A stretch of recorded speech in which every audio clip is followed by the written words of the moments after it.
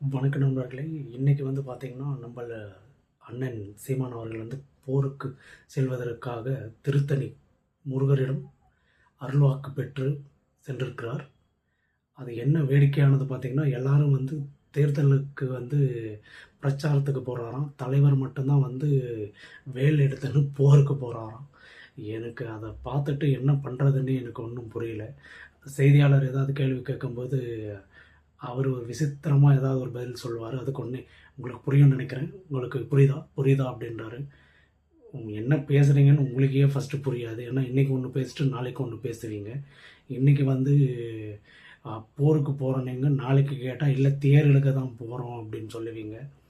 கடைசியாக வந்து திரள் நிதி எவ்வளோ வந்துச்சுன்னு தெரியல. கம்மன் கோயிலுக்கு கிளம்பிட்டாரா, இல்லை எவனும் போடலையா என்னான்னு தெரியல. தம்பிகள்லாம் உஷாராயிட்டானுங்களா என்னான்னு தெரியல. ஐயா முருகர்கிட்டையாவது போயிட்டு என்னத்தையாவது வந்து வேண்டிட்டு வரோம். எப்படியும் ஜெயிக்க மாட்டோம்னு தெரிஞ்சு என்ன சொல்கிறது. நம்ம தளபதி சொல்கிற மட்டும் தான். என்ன தான் வந்து வாழ்க்கை ஒரு வட்டம். இங்கே ஜெயிக்கிறவன் தோப்பான், தோக்குறவன் ஜெயிக்குவான். ஆனால் தலைவர் வந்து கடந்த 15 வருஷமாக வந்து தோத்தந்தான் இருப்பார். ஆனால் ஜெயிக்கிறதுக்கான வாய்ப்பே கிடையாது. ஸோ இருந்தாலும் அண்ணன் சீமானுக்கு ஒரு ஓட்டை போட்டுருவோம்.